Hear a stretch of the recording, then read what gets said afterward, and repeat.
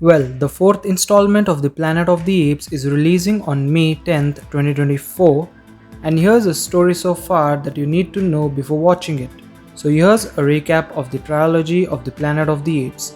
The first installment, Rise of the Planet of the Apes, begins with in San Francisco, pharmaceutical chemist Will Rodman tests the viral-based drug ALZ-112 on chimpanzees at the biotechnology company Genesis to find a cure for Alzheimer's disease. ALZ-112 is given to a chimpanzee named Bright Eyes, greatly increasing her intelligence. 3 years pass. Caesar becomes highly intelligent. He can communicate through sign language. Will and Caroline introduce Caesar to the redwood forest at Muir Woods National Monument so he can roam. Meanwhile, Will treats his father Charles with ALZ-112, which seems to restore his cognitive ability. 5 years later, Caesar, now entering adulthood, questions his origins and place in the world. Charles's condition returns as his immune system becomes resistant to ALZ-112. Caesar injures an aggressive neighbor, Douglas, while defending a confused Charles. With the assistance of Buck, a gorilla, Caesar claims the position of Alpha. Will attempts to reclaim Caesar, but Caesar instead decides to stay and steals the ALZ-113 canisters from Will's house and enhances the intelligence of the other apes in the shelter.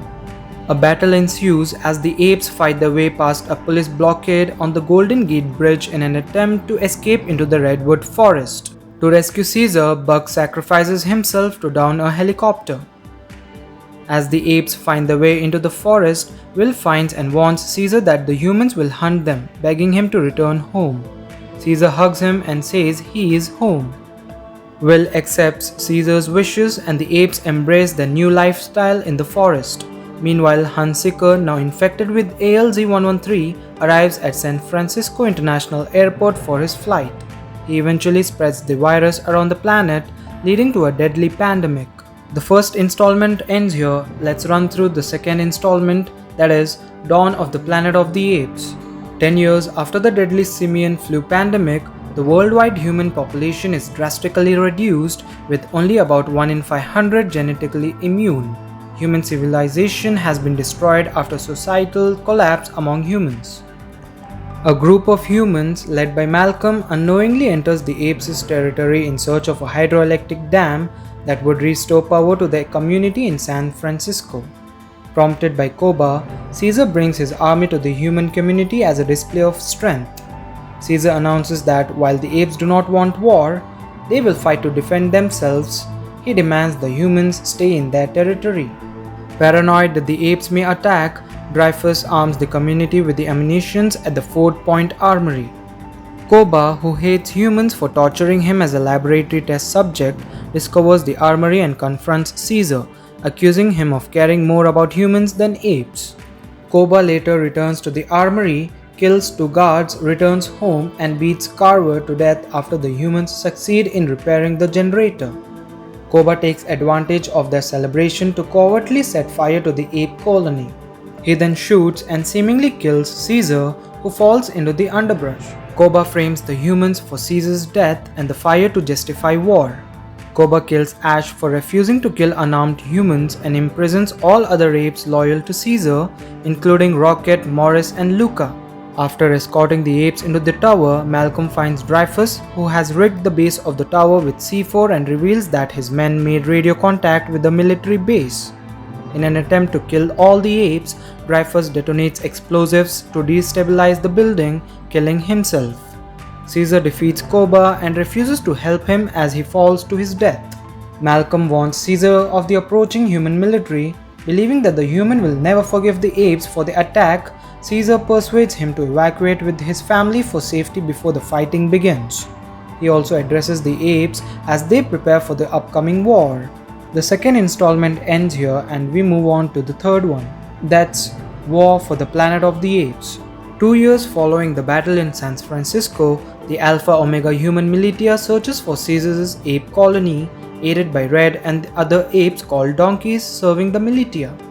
A platoon assaults an ape outpost, but the apes repel the attack, with only a few attackers surviving. The apes release the human survivors to desire peace, but Red escapes from winter. Caesar's eldest son, Blue Eyes, and Rocket return from the journey to report they found an oasis, a safer home for the colony. The Militia's colonel leads a team to infiltrate the colony and kills Cornelia and Blue Eyes, mistaking him for Caesar. Cornelius, Caesar's younger son, manages to survive the attack. Caesar, Rocket, Maurice, and Luca serve as decoys while the tribe journeys to the oasis. Caesar kills a Militia man in self-defense and finds his mute daughter, whom Maurice befriends by giving her a rag doll.